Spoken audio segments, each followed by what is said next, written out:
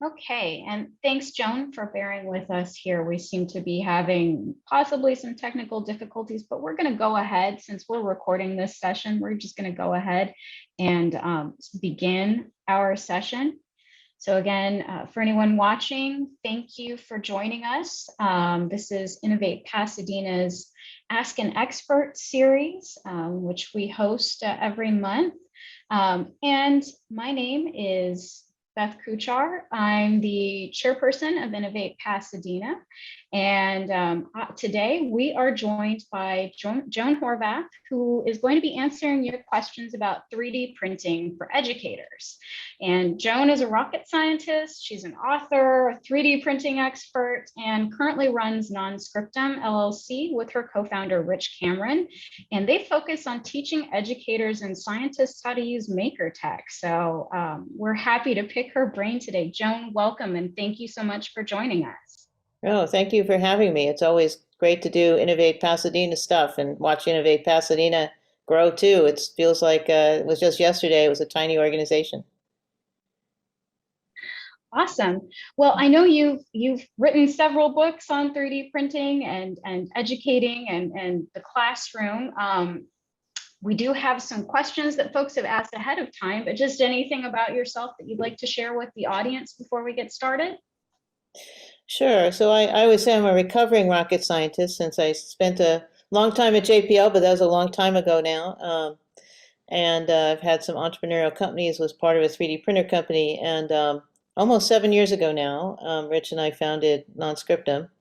And we teach people how to use 3D printers. And we've written a lot of books, and we have a recent one, Make Geometry, which is all about how can you do geometry hands-on with 3D printers and other things. And so we try to really apply the technology and be led by the application, particularly for education. And I think that's been a core of what we've tried to do lately, is to lead with the application and say, how can you use 3D printing in service of teaching people interesting things?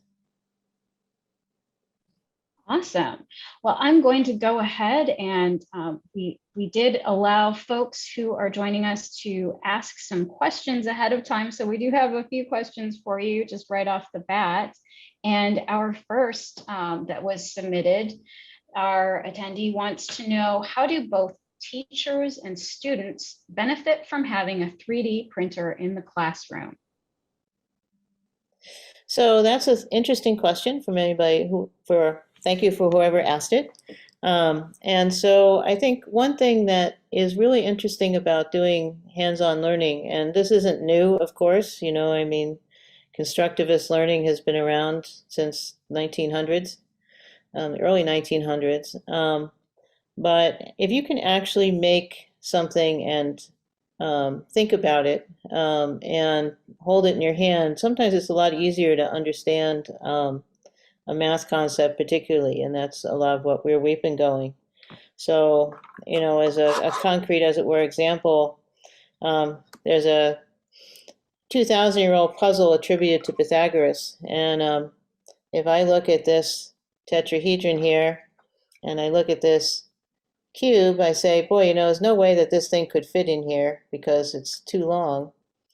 And we take this to events, and people fuss around and they fume and they get upset because they can't figure out how to get this in here. And I say, there's a way to do it. And it turns out that if you line up the diagonal of the cube with the edge of the tetrahedron, it just, in a very satisfying way, will fall in. And the visceralness of that really gives people, first of all, some real satisfaction, and also then they start to explore and say, why? So I think as 3D printing has gotten a lot cheaper, you can get a pretty decent printer for well under $500 now. And the software is starting to improve and get a little easier to use, that if people can get over, the initial hump of how do I do this, it'll sort of be like having computers in the classroom. Now any self-respecting second grader wants to use PowerPoint to present. Whether that's a good thing or a bad thing, I don't know. Instead of crayons, I offered crayons to a second grader of my acquaintance, and they were horrified and said, well, I'm going to do PowerPoint. So I think you can do a lot of interesting things, a lot more precise things, and create your own models and also use sets of models created by the people. So I think that's kind of the core of it there.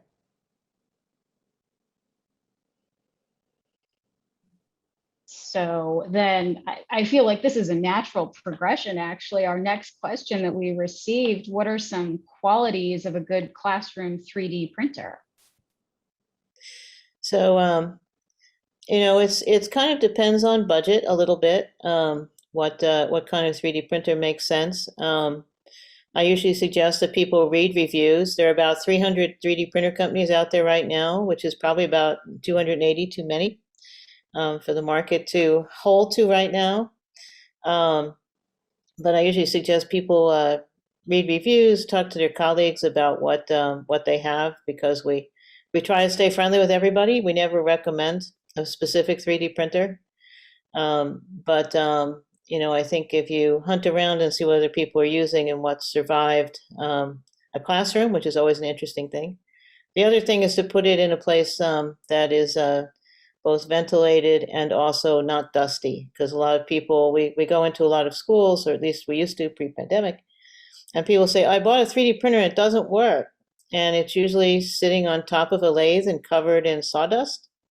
It's a precision machine, and you have to not do what Beth just did there, and keep a straight face and say, maybe that's not the best place for it, and suggest that they buy another one, because it's probably isn't fixable, and we don't do that anyway. But so I think a lot of it is figuring out a good spot to put it so that it won't get destroyed by glue or dust or sanding or the other things, and also obviously where it's ventilated and good stuff like that.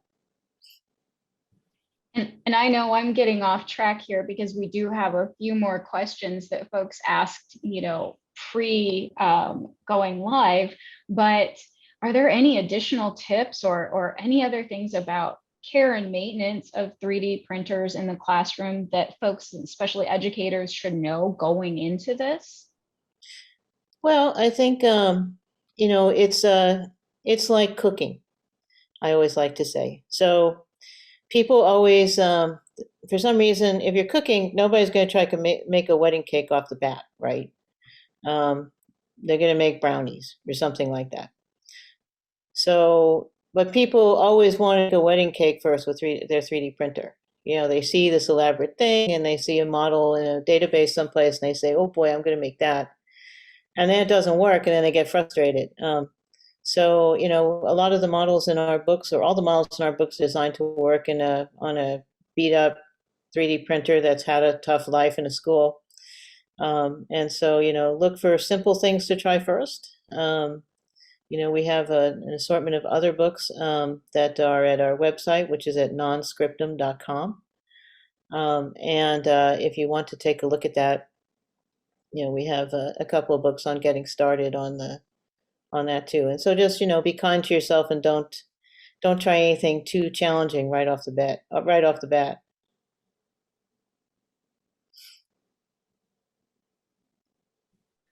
So our next question, kind of two questions in one, and maybe we can just start with the first part here. I've seen the uses in math and science. What about the other subjects? And then where else can 3D printing be applied? So that's a good question. And so, of course, the STEM crowd, because there is the need to make a model with software of some sort, so you do need to be a little bit software literate to use these things. And so the STEM crowd sort of came in first. We've been doing some interesting work, in the geometry book has a couple of examples of making arches. So we have a model of a medieval window tracery, which we have as a geometry example because it's relatively straightforward geometry. It turns out there's a circle here centered here, a circle here that's centered here, and then it's just that pattern is duplicated as you go around through it here. But there's a reason that the geometry is simple, which is because people had ropes and T-squares when they were making their cathedrals, and that's kind of it. And so what can you make with a rope and a T-square? And so we've been teaching some classes at Institute for Educational Advancement here in Pasadena. Well, we've been teaching online, but they are physically in Pasadena. And we have a class we've been teaching called Medieval Battletech, And so the premise is that the kids learn about the technology available in the Middle Ages, and then we relitigate some battles, like the Battle of Agincourt. And the kids get to make a secret 3D print a secret weapon, which they reveal on the battlefield that is historically plausible as far as Rich gets to be God and decide what's legal in the at the time. And then we relitigate these battles, and we've relitigated the Spanish Armada against the English pirates, and everybody wants to be the pirate. And they've come up with some interesting stuff. And you know, being able to actually make the 3D models, to make castles, to make their catapults, whatever, you know, out of some combination of 3D prints and craft materials, really brings it alive for them. And they also have to think through, you know, well, how would somebody have done it at the time? So I think it's really good for history, for you know, for anything where somebody somewhere along the line made a physical thing, and you'd like to be able to recreate it. And you can do that in a much more precise and physical way than perhaps you could before. So beyond just the obvious math and geometry kind of application, there's history. It can help you teach history and really make that stick. And the other place that has a lot of use at schools is technical theater, because printers big enough to make decent props have come down way down in price. And so, you know, there's a lot of things, sword hilts and crowns, and, you know, functional pieces for flying carpets at a high school that did Aladdin of my acquaintance. You know, all these kinds of things for technical theater are really, really useful. So that the technical theater crowd has been a really early application of this as well. And I did happen to notice that you had a book that you guys wrote about wearable tech and applications for fashion and cosplay. Yeah. So again, it was a few years ago, but yeah, it's still, you would use a different boards now, but the applications are still there. And real quick, before we move on to the next question, I feel like this is, you shared earlier what the name of that material is, the archway that you were showing. And I thought that was great. Oh yeah, this is made in a material called PLA, and it's from our friends at Protopasta, and it's called Blood of My Enemies. And I just find the light isn't quite catching it here, but it glows with this really deep red. And I thought it was sort of appropriate for a, you know, a Gothic cathedral window here. So we have a little Blood of Our Enemies on the Gothic cathedral window. Love it. Okay, so we have a question here from one of our attendees who says, I've seen a liquid resin, and there's a question mark there, so maybe it was, maybe it wasn't. I've seen a liquid resin 3D printer at Supply Frame Labs before, and I think that's Supply Frame Design Lab. How is that different, better, worse than the filament 3D printers that are more common? Well, they're different. They're higher resolution, but they're probably a little more challenging in a particularly a K-12 environment, because the liquid resin is a little challenging to handle. You do have to wash off the prints very carefully with IPA, isopropyl alcohol afterwards. There's some issues of disposing of some of those materials afterwards. And so I think by and large for K-12, people have stuck to filament printers because the material is spools of plastic that looks like but isn't weed whacker wire, and it you know, it's storable and it's pretty easy to deal with. So I would say for most K-12, you probably want to start with that, unless you're doing, you know, I know some schools that are doing very advanced biology and things where they need very fine resolution, very small stuff. So if you're doing something that's very high resolution, sub-millimeter kind of things, you might want to look into resin printers. But you know, by and large, I think, you know, at the K-12 level, people buy the filament ones. Got it. So we have another question here. Oh, and I remember you had some examples from an event with Innovate Pasadena quite a while ago. So 3D printing also has some benefits for students who are more tactile, blind students, for example. How does it work? Great question. I love that. Well, as it happens, the geometry book we did in parallel with a grant from through Smith Kettlewell. And we do have on our website, if you go to nonscriptum.com/geometry, we now have lessons plans that were supported, grant supported, and all the information on who supported what and where is there.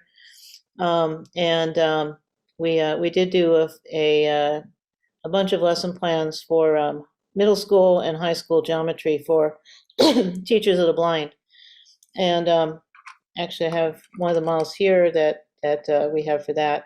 So one thing that's very hard to visualize is if I have a shape like a square here, and I want to think about what kind of shape does that make if I rotate that through space.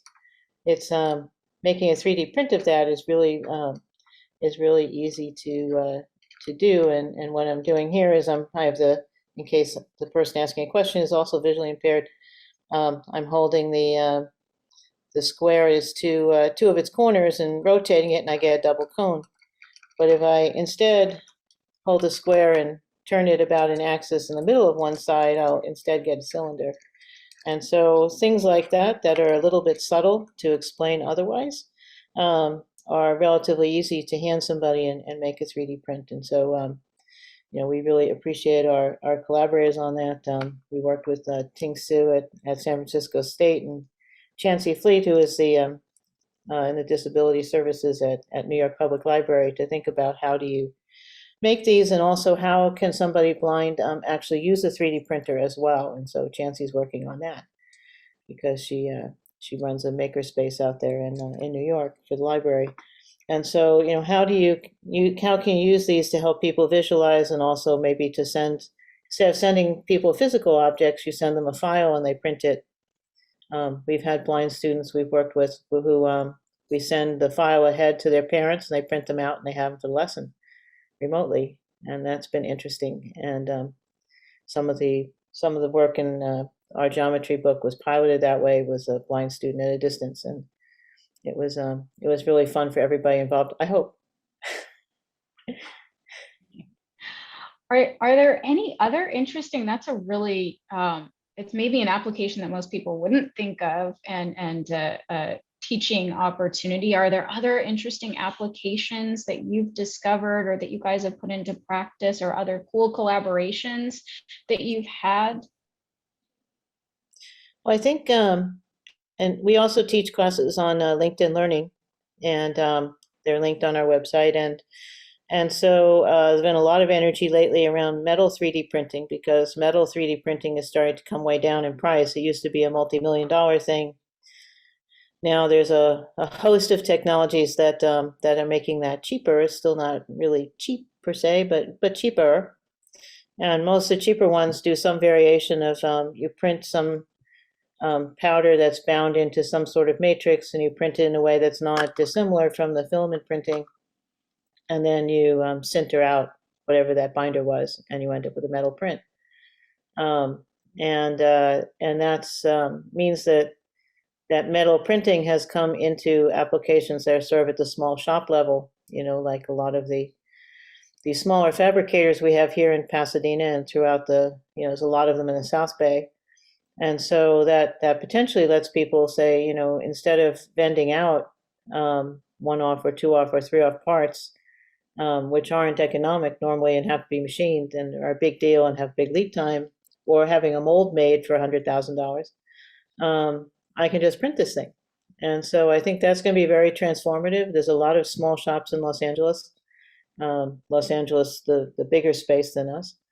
And I think, a lot of them are about the size that people are going to get interested in this. So our metal 3D printing class has been very popular. We keep track of all those folks doing that sort of thing, or try to. And so I think that's an interesting space. So I just want to remind folks, I know we have some late joiners here, but if you have a question for Joan, please go ahead and type it in the Q&A. and she can answer your question. But we did have a comment also. I don't know if this is a question necessarily. I visited SpaceX a couple of years ago and saw their garage-sized titanium pellet 3D printer. 70% of the new Falcon rocket for Mars is 3D printed. It was amazing. Yeah, there's a lot of starting to be a lot of 3D printing in aerospace and medicine also. So a lot of hip replacements are 3D printed now. And the nice thing about it is that they can make them so that they're very porous, and so the bone can fuse into that titanium more easily than it can in a traditional machined or milled one. And by definition, almost all these things are one-off. We have Sprint Ray in the immediate area here. I don't think they're technically in Pasadena. They may be in Eagle Rock or LA down there somewhere. But they've grown very, very rapidly, and they're a dental 3D printer company. So digital dentistry is a big deal now. And so people can actually, something that would have been like a 3-tripper in the past to, you have a problem, you get a crown, they have to wear the crown, you have to go back, you have to come forth, maybe it doesn't work, all this stuff, blah, blah, blah, right? Like going to Home Depot to fix something. But now you can print something fairly rapidly in an office. And, our friends at Sprint Ray have really run toward that market and done really well in it. So they're one of our locals done well.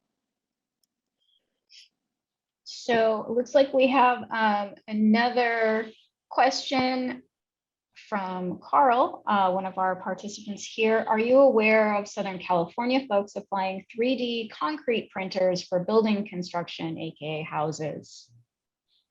So in California, I think they're based up north. There's Mighty Buildings, which has the model of instead of prefabbing chunks of houses using traditional prefabbing methods, they prefab them by 3D printing them and then bring the pieces to the site and assemble them. So that is a model.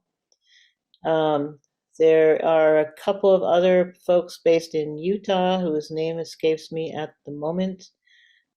There's WASP, which is based in Europe, which is trying to actually, sell installations and printers. So there's sort of two philosophical pieces of this. Some people are printing pieces that you assemble on site, so it's a different way of doing more custom prefab. And then there are people who are you bring a machine out to a site which looks like something that landed in War of the Worlds, kind of, most of them, because they're just sort of a big gantry of some sort, and then they print stuff up. And then there has been a lot of work at USC. I'm not sure where that stands right now, trying to do some more fundamental work on materials and things like that, because that's all about materials and having materials that are strong enough and won't dry too fast or too slowly to build up into concrete. That's been the big thing there. So then, speaking of materials, we have another question here. Is it practical to use metal printing to prototype mechanically articulated jewelry pieces, or is wax still the way to go? Well, let me reframe that question a little bit into what's the best way to make jewelry with a 3D printer? Because there's two schools of thought on that and two price points for that. So one way to do it is to buy yourself a resin printer. This is a really good application for a resin printer. And you 3D print your piece of jewelry in a resin that is wax-like. And they're like Formlabs has resins that are really aimed at this particular application, for instance. And I'm sure others do too. Then you just make it like you'd make a lost wax jewelry piece. And if you're asking that question, you probably know what that is. If you don't, basically you print this, you make something in wax. Usually it used to be carved. Then you cover it in ceramic with strategic holes. You pour in the ceramic hardens, you pour in the metal, and you get your piece. And it's a way that you can make a piece over and over with small variations and stuff if you do it digitally, because you make something in ring size 6 and you can just expand it relatively easily to ring size 7 or whatever, and you don't have to make separate wax for that. The other way to do it is to print it with one of these printers, and so that's a little bit more, you probably need more volume to justify that. But there's a lot of people in that space right now, and people thinking about what materials can you print in directly, and jewelry materials are tough because they're conductive, and also because they're very expensive. So there's a long technical answer to that I can give you offline if you want to. But the short version is yes, and the cheapest way to do it is with a resin printer and just do your casting like you used to do it. So we're almost up on time here, but I will, make sure that you share, any contact info that you'd like to share with folks. And I know you've got an event coming up in October, but just to sort of give since we're talking about applications for 3D printing in the classroom and, for educators, how would you recommend that someone, this could be a loaded question, but how would you recommend that someone, especially an educator, gets started with 3D printing projects for the classroom? So, well, we have a book, Mastering 3D Printing, which is out in its second edition. So there's that, which is one option. We do consult for schools, particularly local ones. But if you want to DIY it, I would suggest you buy yourself one of these well-reviewed printers in the sort of $300 to $500 range, and some filament, which is about $20 a kilogram, and a kilogram is a lot. We go through about a kilogram for all the models in a book, so 19, $20 will get you a long way. There's a lot of free software out there like Tinkercad, where kids can learn drag and drop. And I always say kids learn Tinkercad in 5 minutes and teachers in 2 hours. No offense to teachers out there, but you know what I mean. And just jump in, and try it. And so that's what I would recommend, is just get out there, try it. There are a fair number of groups out there, and you can always contact us at nonscriptum.com, which is in the chat there. Awesome. And we could take, if anyone else has an additional question, we probably have time for like 1 or 2 questions more. I think you said you could stay over a little bit. And I neglected to mention our event, which is October 16th at Institute for Educational Advancement, which is on Marengo and California, more or less. And that is October 16th, a Saturday, from 3 to 6, hopefully in person. If all goes well, it'll be outdoors, and we'll be presenting stuff there along with some folks from JPL and of course IEA themselves, and they're a place for gifted kids after school programming. Awesome, very cool. We do hope that the in-person works out, and outdoor sounds great. So how can, other than at nonscriptum.com, how else can people reach you? Any additional, resources you want to point folks to, or plugs besides the October 16th event that you want to mention? So if you want to contact us, there's a contact us page on nonscriptum.com, so you're welcome to do that.